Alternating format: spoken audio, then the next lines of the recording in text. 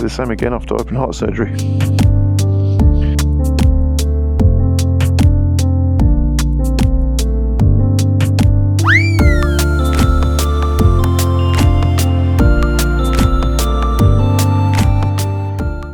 Well then, we're back on the street, in the middle of a field, in the middle of, well, nowhere, basically, pretty much. So here we are, back on the street since it's had its valve retainer recall. Anyway, we are where we are. I'll give you a few thoughts.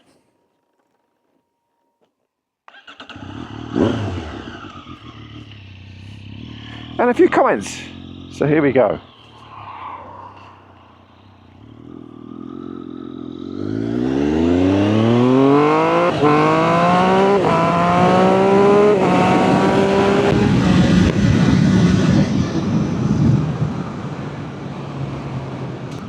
So back on the street after its valve retainer recall, and also it'll be its second service, so it's just clipped over 2,000 miles. So far so good.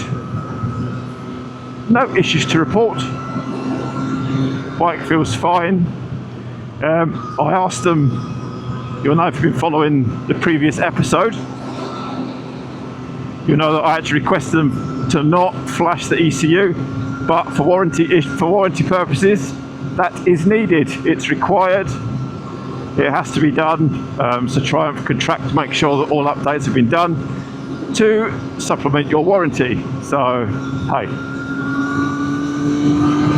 But so far, I'll be honest, I don't feel much difference in the bike. It feels like it's vibrating more than it was, but I don't know whether that's because obviously I've ridden a couple of bikes since ridden the ZX6, and I've also ridden the KTM 790 Adventure.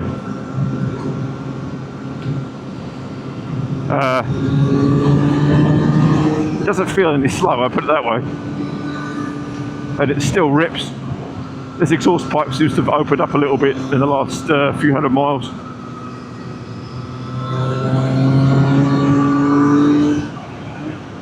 Does sound fantastic.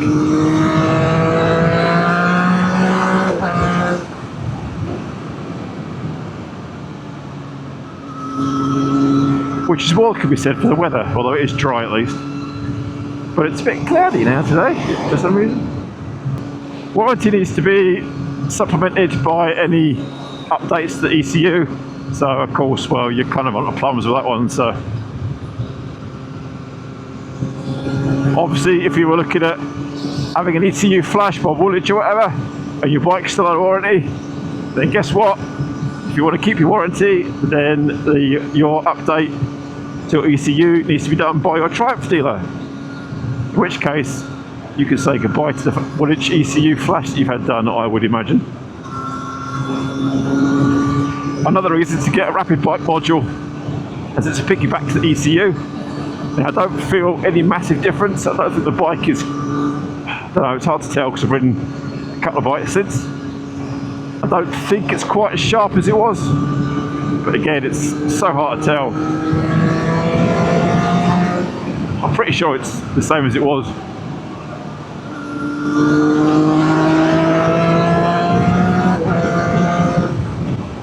Yeah, I'm fairly positive that it is.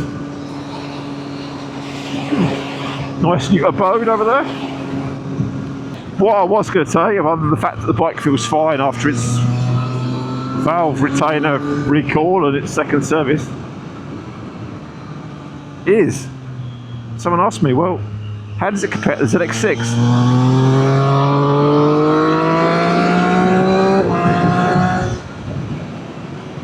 Well, what I can say is that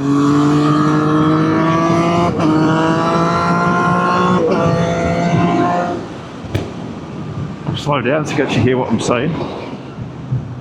Not that I'm going that quick, but I can confirm this is a lot more visceral. It's a lot more lively than the ZX6. It's more angry. It feels more raw than the ZX6.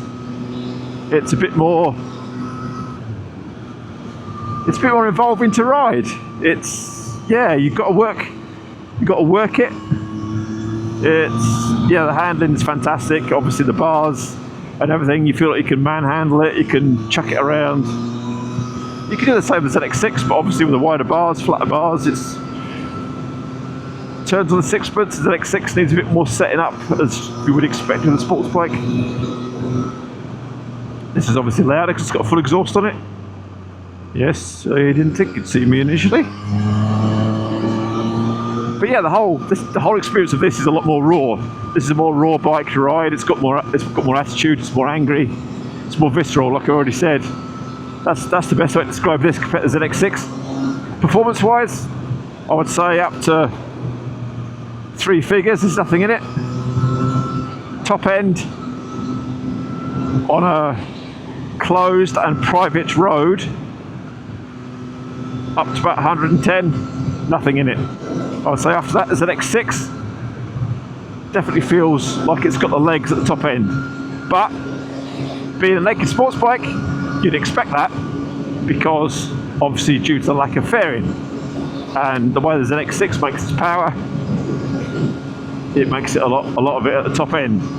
So this has definitely got more mid-range shove as you'd expect, which is what it feels like by the butt dyno. ZX6 is more top end speed. So yeah, flat out on a racetrack, ZX6 is going to win top speed, I would imagine. But for the rest of the time, there's not much in it, and this is the more raw and fun experience overall, probably, I would say. But they are just my thoughts, of course. Which one do I prefer? I like both. The ZX6 is a lot smoother. Just the way it delivers its power is a lot smoother. Obviously, this being a triple is again more raw. It vibrates. There's a bit more vibration to the bars. The ZX6 is just smoother overall. But which bike feels more alive? Without a doubt, this one. Which one makes you giggle more? Well, I have to say, the giggles are slightly different depending on which bit's being tickled.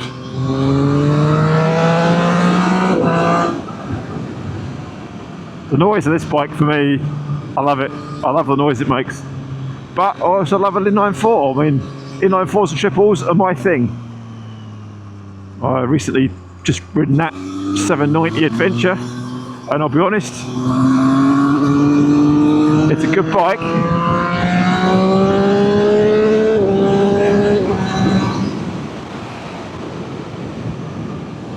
But the way it rides, the way it feels, it's a bit like the KTM Duke 790.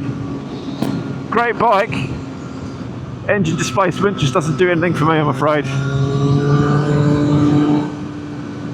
Loads of torque, good quick shifter, good power delivery, but it doesn't really make you feel alive. It's a nice bike to ride, it's a nice lazy way to ride.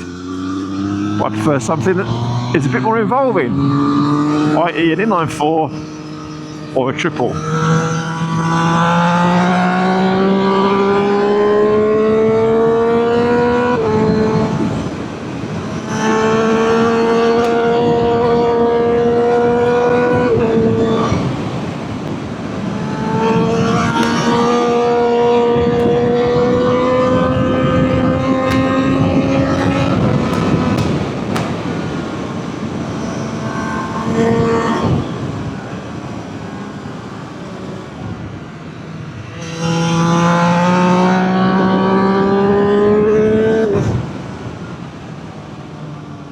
Well, that's just, yeah, you don't get up there much quicker on a sports bike, really. You know what? I like the ZX6 for what it is. It's an inline-4. If you want one of these, if you want a naked sports bike because it's more comfortable a bit more of the time, then go for naked sports. I can't honestly say that I prefer one over the other. I've currently got this, and I love it. Would I change this for a ZX6? Well, I've already looked into it, but it's going to cost me too much money, so. I'm going to lose too much money, and I've only had this 5 minutes. Really, I've only had it a year, so. But no, I love this bike, I really do. You know, comparison wise, the brakes on this are sharper, initial response is sharper. ZX6 brakes are great, just slightly softer, modulation is just a bit different. I mean, yeah. Brakes less sharper without a doubt. Takes less effort to get it to stop, but again, the brakes of the ZX6 are great, so I wouldn't be disappointed with either. I really wouldn't. It's just, yeah, they're both just different experiences. It's as simple as that. I do like the raw edge that this bike has. I like the involvement it has.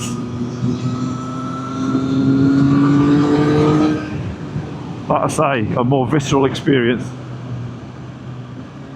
More raw. Whereas the ZX6 is very refined. Very refined and very smooth.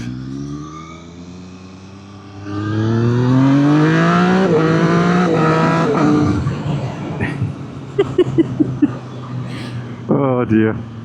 Yeah, that's how to compare them.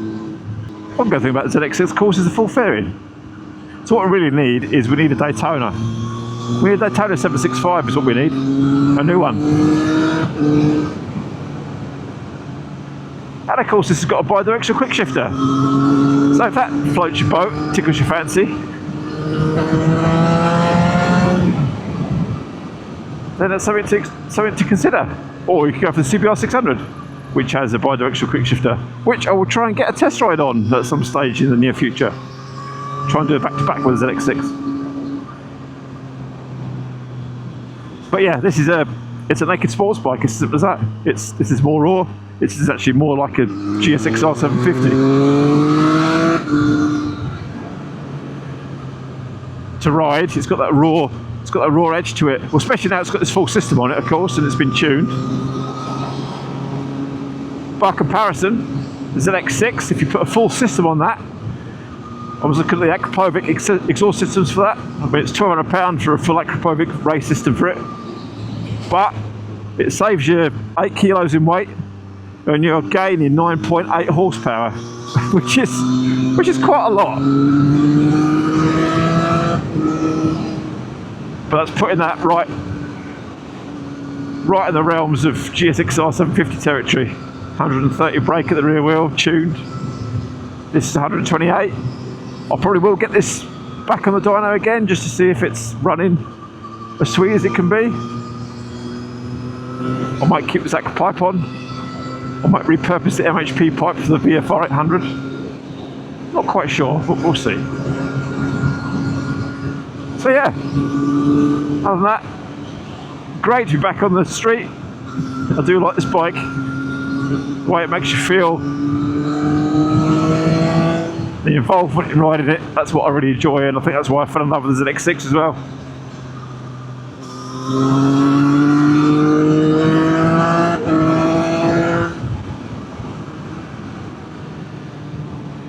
But yeah, what I need to do is a group test. CBR 600 versus ZX6 versus 765 RS. But I've already ridden the 6. I already own this bike.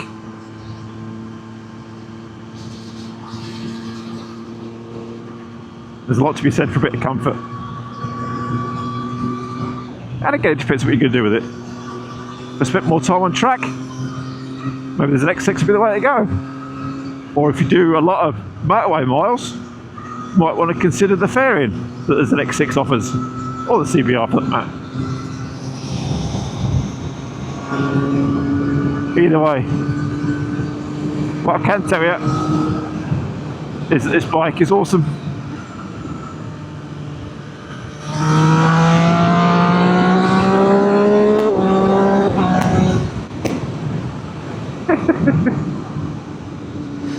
And you can ride it like a sports bike, or you can cruise, and you can tour on it. I don't know how far I want to go on the ZX6, but there you go.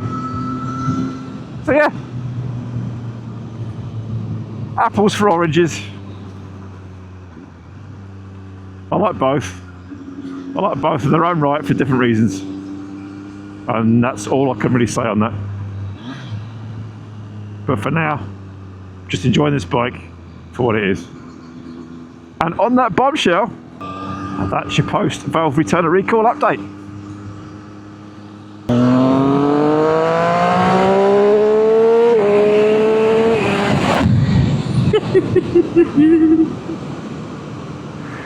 It absolutely rips. That rasp that you get off this can, it's absolutely fantastic. Oh. Well, that's it then.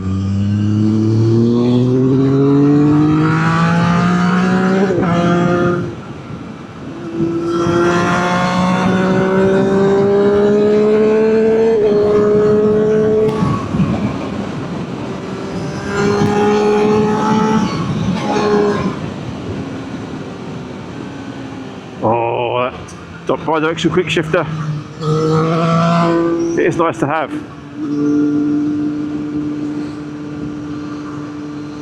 Nice to have. You don't need it, but it is one less thing to worry about.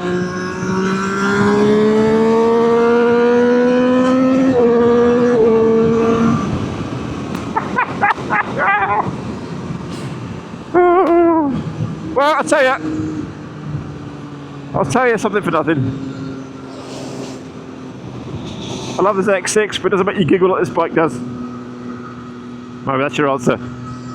Anyway, thanks for watching. Once again, stick on the channel, and please do like and subscribe. Please do subscribe, and please comment. It does help the channel to grow, and get a lot of people watching that don't subscribe. So, yeah, by all means, please do. It is appreciated, and we'll catch you on the next video. Hopefully, we'll get a shot on the CBR600 in the not too distant future.